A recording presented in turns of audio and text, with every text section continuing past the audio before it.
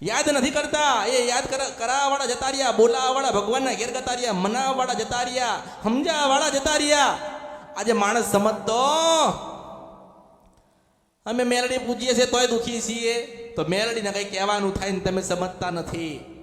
જો મેલડી બોલતી ના હોય, મેલડી બોલતી ના હોય, પૂજાતી હોય પણ બોલતી ના હોય, અને એને બોલતી કરવી હોય તો 12 થી 4 નું ભજન કરવાનું સ્વયં મળવા આવશે. એવું મેલડી છો. ભક્તિ કરવી પડે, ભજન કરવું પડે, બધું ત્યાગી દેવું પડે, ત્યારે મેલડી મળતી હોય. આજે આ તો રવિવાર થયો ને, 7 દિવસ દુઃખમાં કાઢ્યા, આજે આનંદ કરવાનો દિવસ. કયો દિવસ?